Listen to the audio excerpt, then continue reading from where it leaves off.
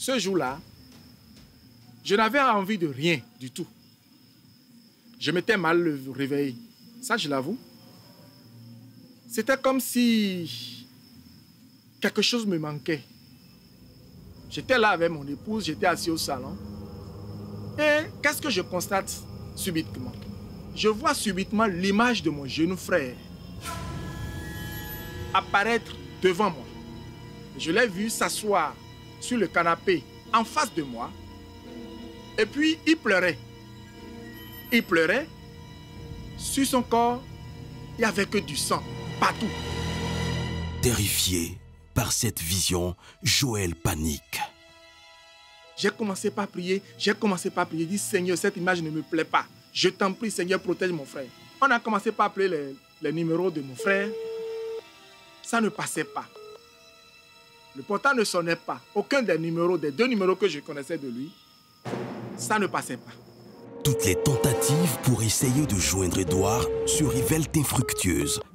L'inquiétude monte et l'attente semble interminable jusqu'à ce que Joël reçoive un coup de fil de la gendarmerie.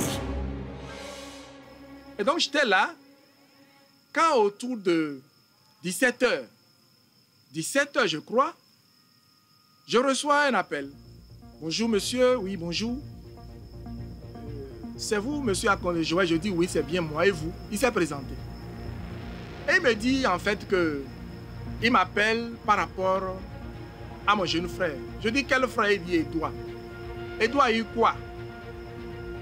On dit que Édouard est décédé. Je dis quoi? Joël Akondé n'aura pas le courage d'aller jusqu'au bout de cet appel téléphonique. Le choc provoqué par la nouvelle du décès de son frère est tel qu'il pique une crise d'hystérie. Et c'est comme ça, j'ai jeté le portable. Je me suis levé en trompe. J'ai commencé par crier au secours, au secours. C'était la débandade totale. Je ne comprenais rien. Quelques instants après, on m'appelle du village. Qu'on a appris qu'Edouard a fait un accident. Quelqu'un d'autre m'appelle pour dire qu'on a appris que Edouard a été victime d'un braquage par les voleurs qui l'ont tué. Je dis comment ça? Ça allait dans tous les sens. C'était la détresse, la débandade. Passé le traumatisme de l'annonce de la nouvelle, il décide de rappeler l'agent de gendarmerie pour en savoir un peu plus sur ce qui est arrivé à son frère.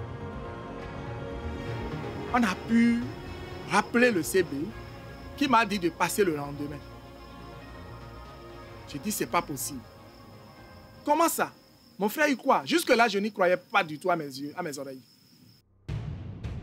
Cette nuit-là, pour Joël Akondé, sera l'une des plus longues de sa vie. On n'a même pas dormi. La tristesse s'est abattue dans la maison, dans la famille.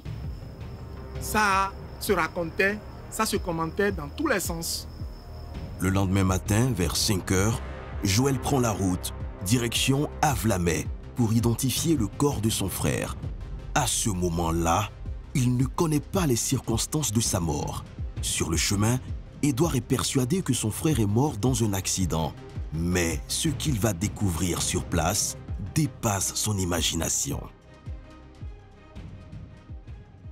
On s'est rendu au commissariat de Canan, dans la commune de Zobo-Domain. Et c'est de là que j'ai découvert qu'en réalité, mon frère n'avait pas eu d'accident.